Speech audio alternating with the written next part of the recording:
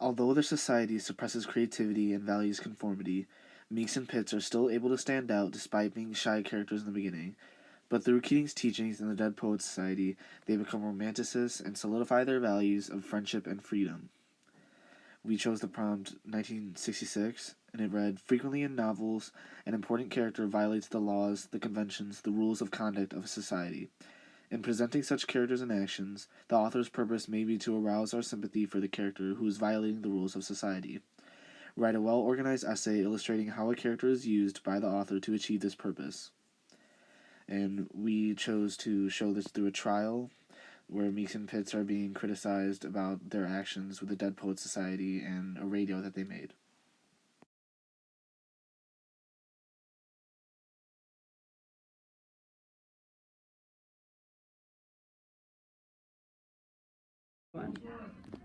We stand here today to bring charges against Jared Pitts and Stephen Meeks. The defendants have been accused of meddling with a radio signal and broadcasting music, which is specifically against Welton's school policy. You two are also members of the Dead Poets Society. We wish to prove exactly how and why this is damaging to the school and its students. I don't deny being on the school roof broadcasting music, but I do deny the implication that this action is harmful to the student body. We considered it a fun side project and did not let it interfere with our schoolwork. I agree that what we did was not harmful to any other students. No complaints were made by any students proving it did not harm anyone. You did not harm them physically, but mentally you have poisoned their minds.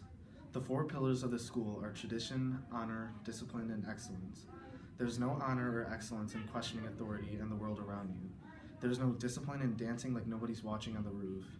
You two are going against the traditions of the school set by many successful doctors and lawyers that graduated from the school. The defendants, Stephen Meeks and Gerard Pitts, are being accused of something they should not be guilty for. The prosecutor claims that their work was damaging to the student body. Even though this went against school policy, Welton Academy should not turn away students' creativity.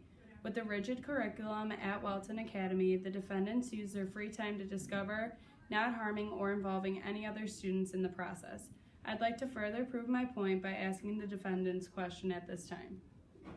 Why did you guys begin your project, and why did you choose to join the Dead Poets Society? We started around the same time school started up. Our group of friends carry out a study group. Meeks and I made a radio, and we messed with it sometimes. We wanted a taste of the outside world, and similar to poetry, music gives us that taste. It's more than a taste. Our radio in the Dead Poets Society is freedom. Freedom from our society of faint implications and pale delicacies. Freedom from the fear that students have in this school to express themselves. It's because of this fear that no one wants to speak their mind, and when they do, they are shamed and put down like Neil was.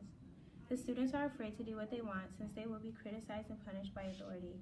I know we were doing rebellious things by going to the Dead Poets Society meetings and playing with the radio, but I was too meek to say anything to my friends about it. Did any other students or teachers know about the project or the Dead Poets Society? Besides our friends, no one else knew about the project. It was just between Pitts and I. It was supposed to be something fun for us to do together. We kept it a secret from the teachers in fear that we would be criticized for our creativity. As for the Dead Poets Society, we all joined, although some of us were nervous about it. Neil, Todd, Meeks, Charles, Cameron, Knox, and I all snuck out at night so no one would see us. Although Mr. Keating was a former member of the society, he did not know about the reformation of the Dead Poets Society. I rest my case with the evidence provided. I'd like to file a motion to dismiss this case for the lack of evidence provided by the prosecutor. On the contrary, I have a statement from Cameron, a former member of the Dead Poets Society.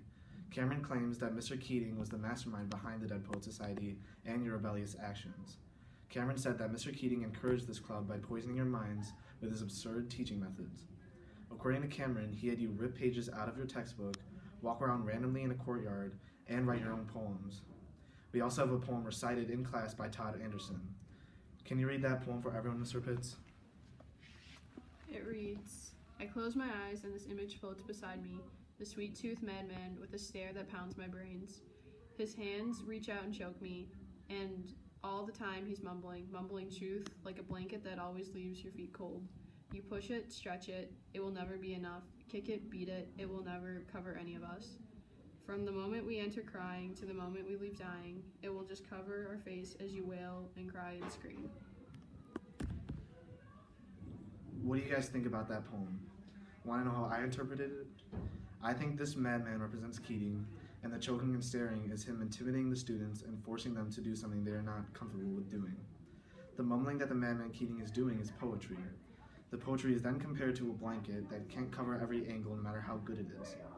The next few lines describe how the students enter his class crying and sad due to the stress the complex poems put on their minds. And in the end, they leave cold and empty, having gained nothing from Mr. Keating's class. That's an interesting interpretation, and I would like it if only it weren't at all completely wrong. The poem is not about Mr. Keating, it's about the school and how restrained we feel. The madman represents poetry, and the truth he mumbles is the truth that comes out of poetry. Whether it be truth about how we feel, creativity, or the controlling authority, this truth can be stretched, misinterpreted, or seem implausible. It will never be enough for people to fully understand. It can't cover every angle. It will cover your face, blinding you as you cry. It isn't until we take action that this truth is understood. It isn't until you solidify your values and find what you stand for that you are truly able to comprehend this truth. Reading and writing poetry is important, but learning from it and living it is even more important, whether it be seizing the day, carpe diem, or facing enemies undaunted. Just as we write freely through our poetry, we will live freely with our radio and the Dead Poets Society. For our closing statement, I would like to discuss Neil and his death. We spoke about values earlier. I wanted to bring up the fact that this school values discipline and conformity. They would rather have us going left, left, left, right, left, instead of forging our own path. I want to bring up the fact that Neil valued creativity and friendship so much that he killed himself so that his friends can have a chance to truly live free. He died so that we would be brave enough to challenge authority and confront conformity. He died so that you could have a chance to come out from crying and see the truth, which is your misinterpretation of the 4 school pillars. I and the rest of the Dead Poets Society will not let his death be in vain. Jared Pitts and Stephen Meeks have gone against school policy, and their antics with the radio and the Dead Poets Society threaten to derail our school's pillars and poison our students' minds. They see creativity and poetry as ways to act out against authority. They blame the death of Neil Perry on the school and its ways when they should be looking at Mr. Keating and his unorthodox teaching style. These boys are clearly troubled and have no place at the school. John Keating, an old teacher at Welton, said, "But only in their dreams can men be truly free. It was always thus and always thus will be." However, men should be able to pursue their passions outside of their dreams as well. The defendants, Meeks and Pitts, are accused of something because they followed their passions. Welton treats students unfairly by denying their passions because they are not in line with the 4 pillars of the school, although they clearly are. The school is not in line with its own values. The school has made it a tradition to suppress the creativity of its students, which is not honorable or excellent. You say you honor discipline, yet you punish the wrong people. In conclusion, Welton should allow their students to express both creativity and independence. Thank you. It is important to note that their names are important to understanding their characters and meaning. A characteristic of Meeks is that he is very meek in the film, as we see him standing on the line between realist and romanticist. He wants to be more of a romanticist, but he holds back. Pitts is also shy, and through his character, the film is saying that overcoming pitfalls of life is an important part of growth. This is seen as Pitts is very shy until he reaches a major pitfall through Neil's death, which enables this shyness to turn to boldness as he stands up with his friends at the end of the film. At the end of the film, there's a boldness in all of the boys' eyes. Meeks and Pitts are characters that stand out yet go unnoticed by most. Throughout the film, they can be seen as shy rebels in the Dead Poets Society, since they subtly go against societal norms either purposely or inadvertently. These characters stand out without trying to stand out because they uphold their values when the society they are in tries to deny them. There are many examples in movies, books, and TV shows of these types of characters who stand out from the society they are in because of their different values. In the book The Age of Innocence by Edith Wharton, the main protagonist, Newland Archer, lives in a society of faint implications and pale delicacies, meaning no one does what they mean to do or say what they actually want to say. Their society values form and conformity. Everyone dresses a certain way and everyone acts a certain way, or else they would be ostracized from society. When Ellen Olenska returns from Europe, Newland and the rest of New York are thrown for a loop, as Ellen goes against many of their societal norms. She wears clothes that are frowned upon by the other women, outright criticizes other people's clothing, and spends time with the infamous Julius Beaufort, a rich man with a mysterious past. Ellen values freedom and is aware of humanity, while her society suppresses the qualities that make us human, like emotion and free will. The TV show Parks and Recreation follows a government department that builds and sustains parks in their area. Ron Swanson and April Ludgate are two similar characters that stand out in that, unlike their coworkers, they keep to themselves and can care less about the government. Even though he works for the government, Ron finds the idea of the government pointless. And being an introverted girl, April is only there for the money as a paid intern.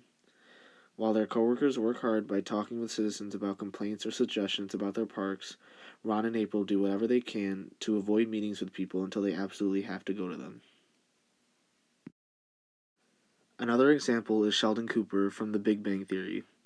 The Big Bang Theory is about four smart friends who all work together at Caltech. They are nerdy scientists who perform experiments and read comic books together. The one that stands out, though, is Sheldon Cooper. Although the others value education, they also value friendship and love, but Sheldon's life is strictly physics. He's very antisocial as well, and he does not understand normal human interactions, social cues, or sarcasm. He isn't afraid to tell the truth or to speak his mind.